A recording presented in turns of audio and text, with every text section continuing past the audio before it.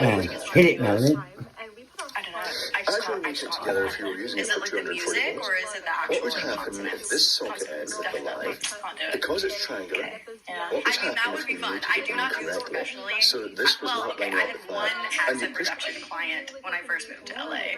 Accent reduction? Yeah, like, that would be more like teaching you an American accent. I guess it's not really, it would be reducing your lovely British accent to an American one.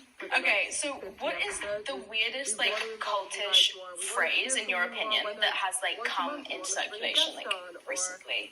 Oh, God. The weirdest one or the one that irks me the most? The one that irks you the most. Well, okay, so there's, like, a cult language tactic that all sort of, like, ill-intentioned cultish leaders tend to use, whether you're talking about Jim Jones or Jeff Bezos or, like, sort of power-hungry influencers who are, you know, swerving outside their lane for power, and it's called a thought-terminating cliche, and I talk about that in my second book, Cultish, but it's a sort of, like, stock expression that's easily memorized, easily repeated, and aimed at shutting down independent thinking or questioning. So if you're a cult leader or a cultish leader, and there are people in your community, followers, who, you know, are expressing pushback about one of your tenets or one of your protocols or rituals, you're going to want to have an arsenal. Not me teaching everyone out here how to be a cult leader, but like, no, take notes. You're going to need an arsenal of these sort of catchy, zingy, thought-stopping cliches to put their cognitive dissonance to bed, to kind of end the conversation. Takes notes. And so there are so many thought-terminating cliches that various cult leaders throughout history have used, but they also show up in our everyday lives. They sound like common ones sound like, you know, it's all in God's plan, or it is what it is. Those are sort of everyday thought-terminating cliches.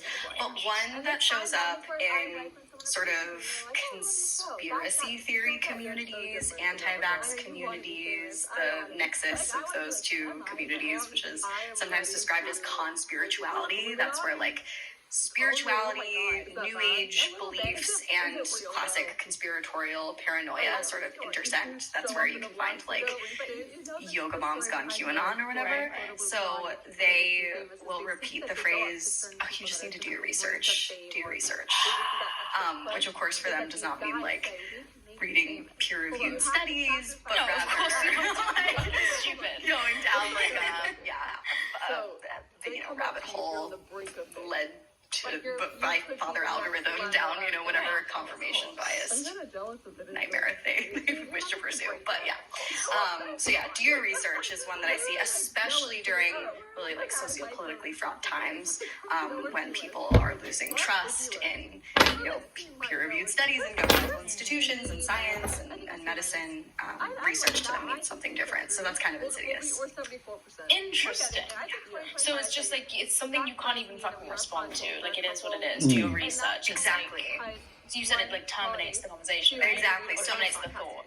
Precisely. So if you've ever been in an argument with someone who you perceive to be kind of power abusive or coerced into beliefs that they can't possibly really stand by 100%, you're kind of, like, in discourse with them, and they serve you a phrase where you feel really frustrated because you're like, how am I supposed to respond to that? It might be a thought-terminating cliche that they've been sort of trained to serve back to you.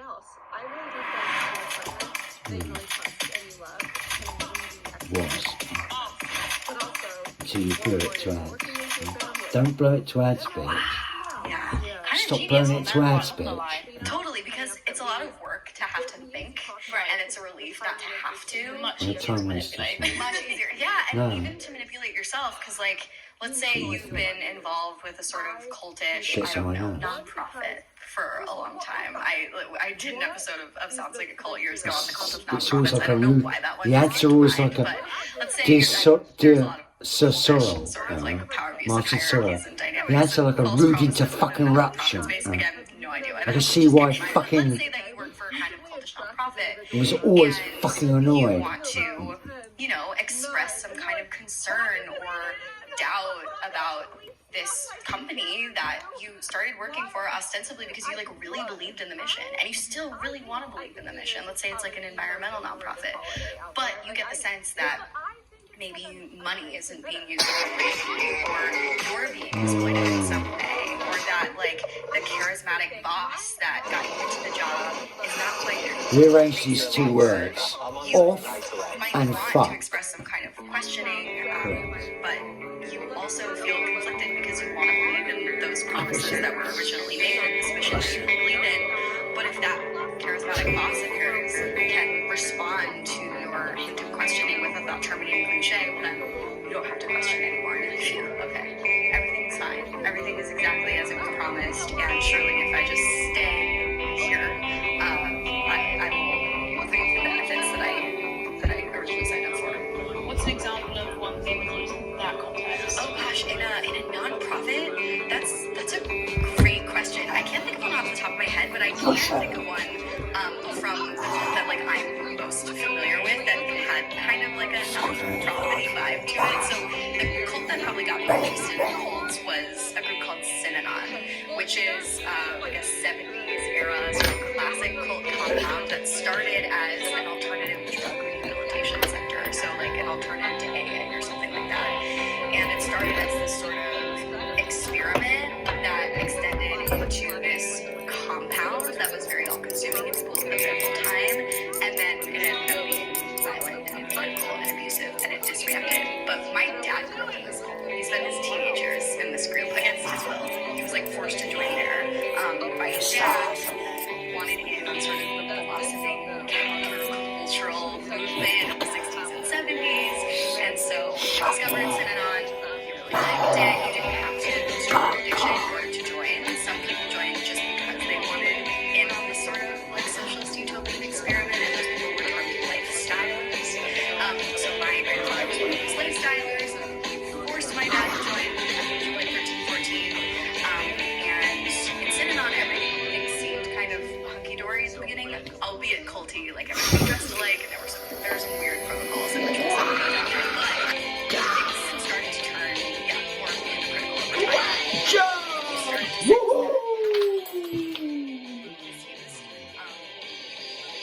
Oh!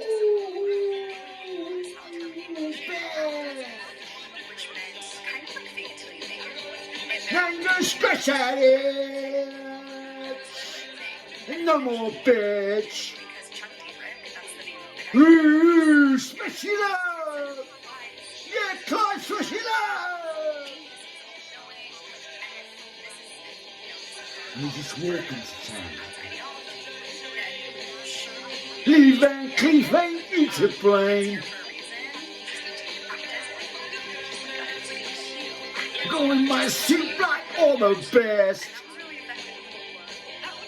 Ooh, smash it up! Ashio, Ashio! Ooh, smash it up! So come on!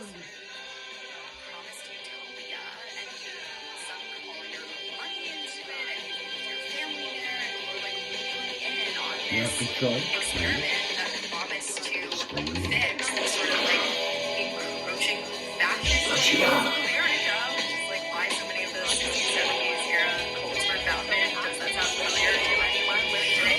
Anyway, if you like sunk all these resources into this group and you're starting to get a gut feeling that something's wrong, someone hits you with a stock expression like that, and everybody else is on it. You don't have to like develop food in order to be like, okay, yeah, that's it. Right. Yeah. Very scary. Hello, sisters, love! Madeline!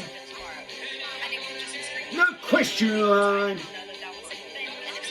What makes you tick? Your little hair flick. So Madeline! Power abusive leaders.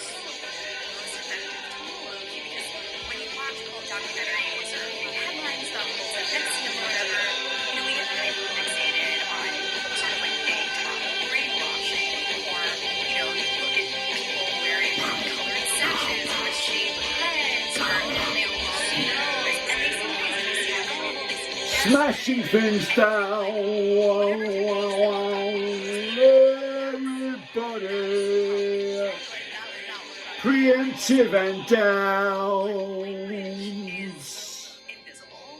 'cause them all Western preemptive strikes, and they fell down. That were used in a notorious cult like Synanon, or Lord. Jonestown, or Heaven's Gate, or Nexium, those same techniques can infiltrate Nibbled cultish to death communities by that look more AnA'carpE. innocent, Nibbled to like death by AnA'carpE. Hollywood. You're nibbled to death by Studying cultish AnA'carpE. language And you're nibbled to has death by AnA'carpE. definitely, Nibbled to death by AnA'carpE. helped Nibbled me to death block by power AnA'carpE. abuse in Nibbled this to death by fucking town. AnA'carpE. Nibbled to death by AnA'carpE. And cut. Traumatic.